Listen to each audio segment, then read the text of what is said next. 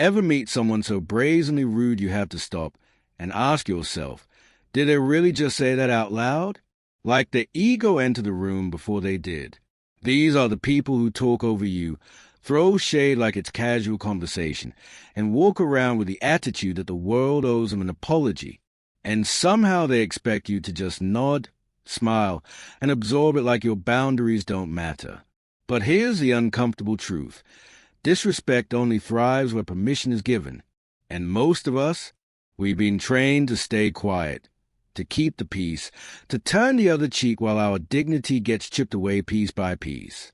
But what if I told you that silence isn't strength when it's born out of fear, it's surrender? In this video, we're going to dismantle the lie that staying calm means staying passive and show you how real power responds when disrespect knocks. There's a certain type of silence that feels louder than any shout. It happens when you decide to stop justifying your worth to people who aren't even qualified to question it. You ever been there? Someone talks down to you with this smug sense of superiority, like they've just forgotten that respect is a two-way street. You're sitting there thinking, did that really just come out of their mouth? It stings for a second, and then something inside you shifts. You realize, I don't have to match this energy. I don't need to respond in kind. I can choose strength over spectacle.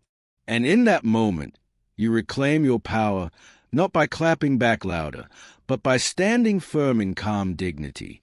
Marcus Aurelius once wrote, "The best revenge is to be unlike him who performed the injury." That quote lives in my bones. Because when you respond to disrespect with dignity, you don't just protect your peace, you starve their ego. Rude people crave chaos. They feed off emotional reactions, off the feeling that they got to you.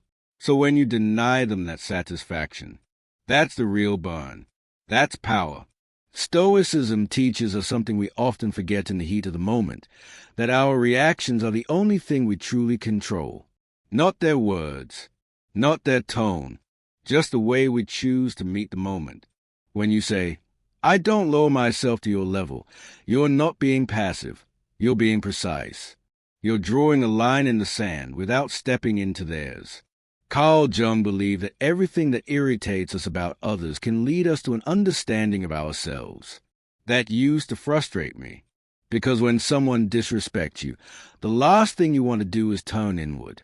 But over time, I learned, when I stay calm in the face of someone else's storm, I see exactly how far I've come.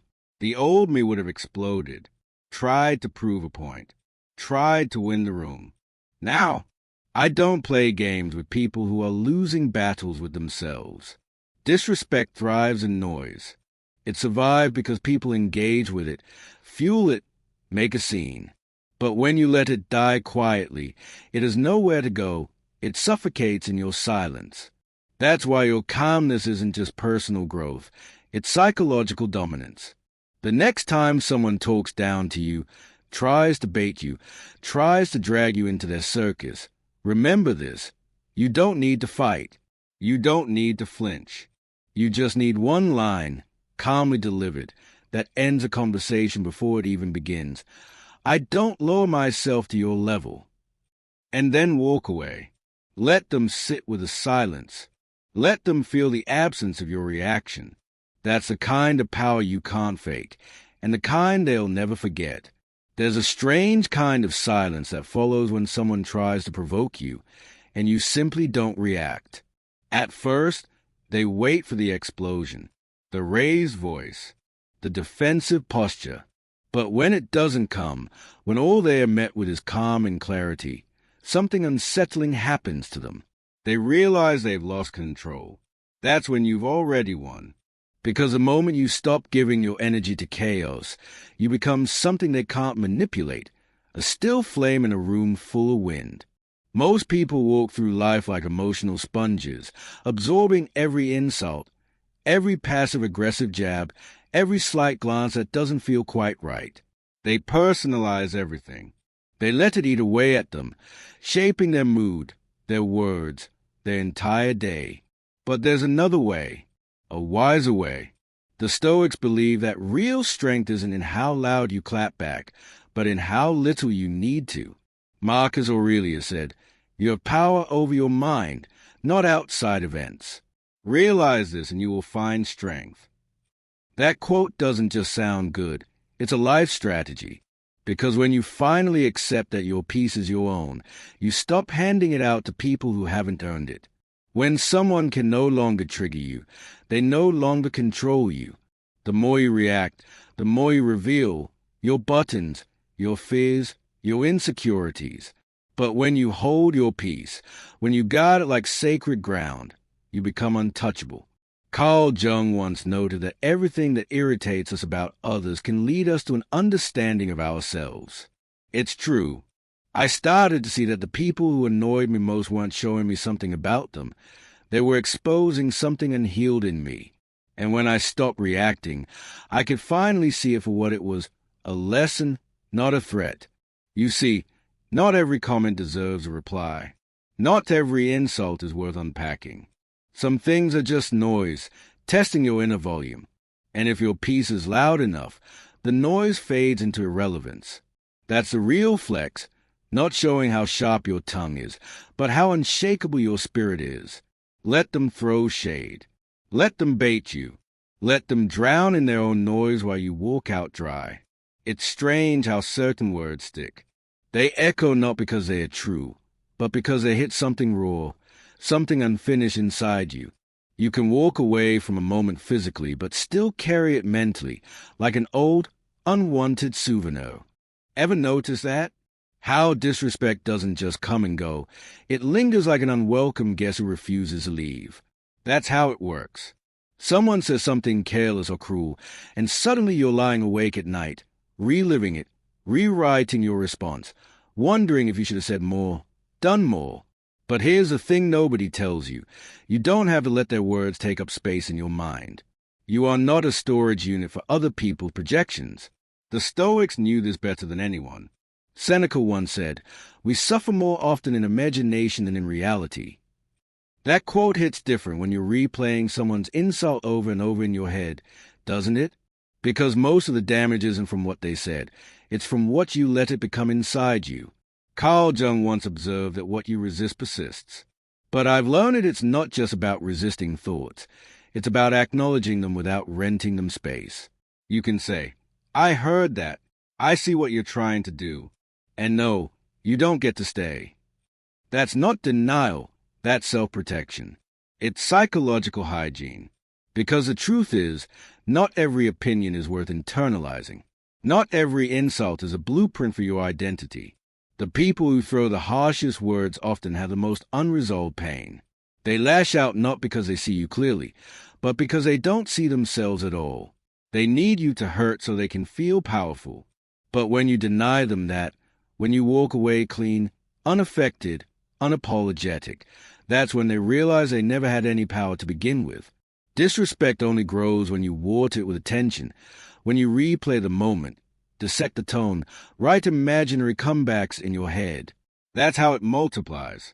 But when you say no, this doesn't live here, you take the air out of it. You end the loop.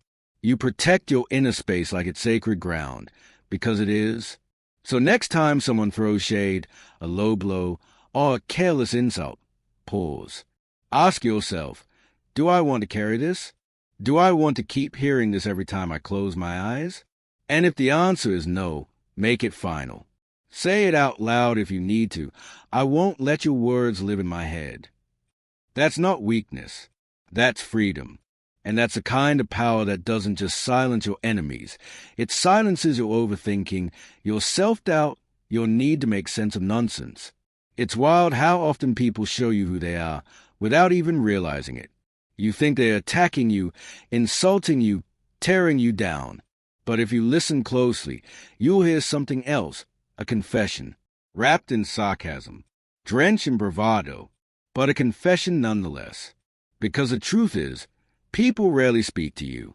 They speak from themselves, from their fears, from their shame, from the parts of them they don't want to face. And when they feel small, they try to make you feel smaller, not because you are, but because if they can bring you down, they won't feel quite so alone in their own misery. This is why Stoicism matters so much in moments like this. Epictetus once said, "What upsets people is not things themselves, but their judgments about these things." When someone insults you, it's easy to take it at face value, to internalize it, stew on it, react. But the Stoic sees deeper. The Stoic understands that an insult says little about the target and everything about the source. Disrespect is often just disguised pain or insecurity or fear, dressed up as confidence. I remember a moment so clearly. I was in a conversation, more like a debate that turned sour, and the person on the other side looked at me and said, "You're way too sensitive. You'll never survive out here."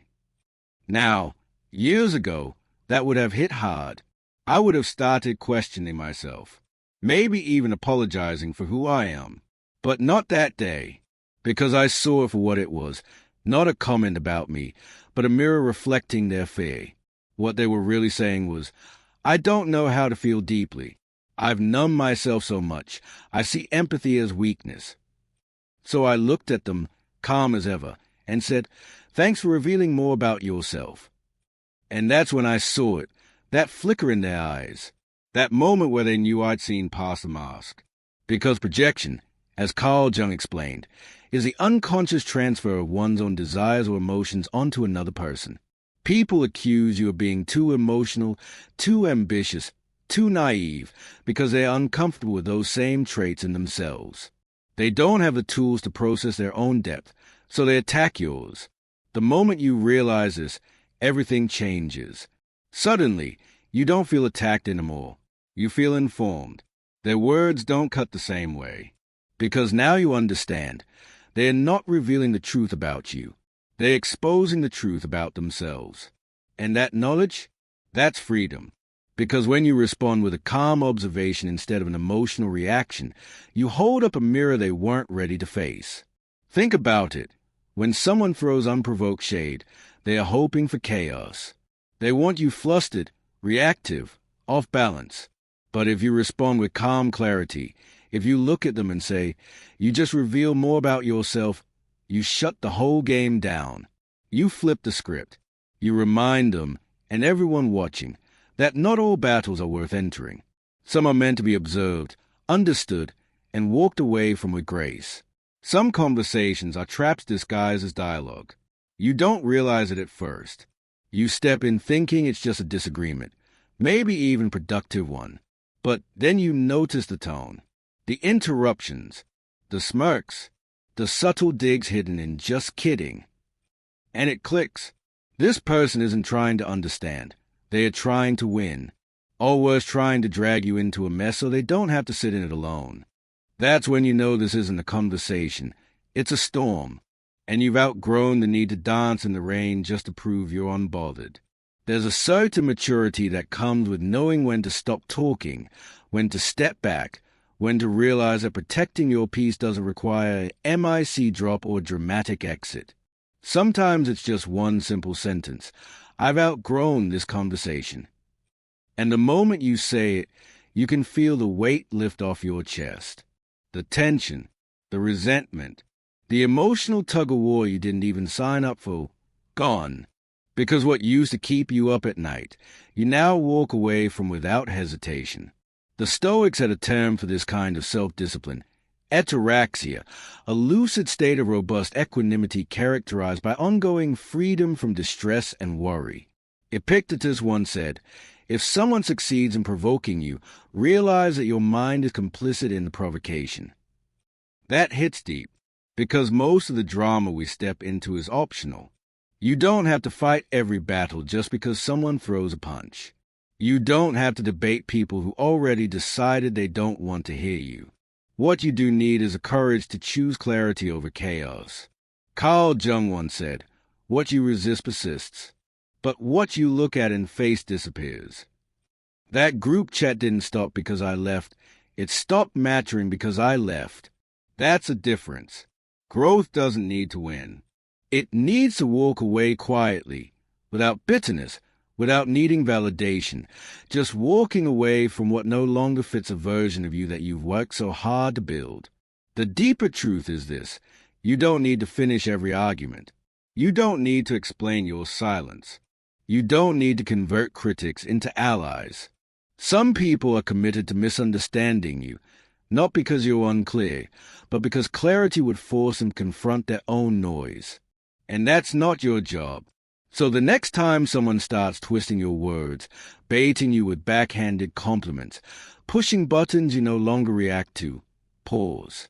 You don't need to defend yourself. You don't need to rise to it. Just say it, calmly, clearly, with all the grace your growth has earned. I've outgrown this conversation. Then leave. Let them spin. Let them talk. You've got better places to be, mentally, emotionally, spiritually. It's a strange kind of power, the kind that comes from no longer reacting to the things that once broke you. You don't shout. You don't tremble. You don't even flinch. And it's not because you become numb. It's because you become whole. Because true growth isn't loud. It's subtle. It's silent. It's in the calm tone when someone disrespects you and you choose not to engage. It's in the way you protect your time, your energy, your peace, not with walls, but with standards. It's not needing to prove you change because your presence already shows it. You see, the person you used to be would have stayed in that argument, would have explained yourself for the 10th time, would have tried to fix what was never yours to repair. But not anymore. Now, you choose stillness over struggle. Now, you walk away, not because you're weak, but because you're wise enough to know that not every storm needs your thunder.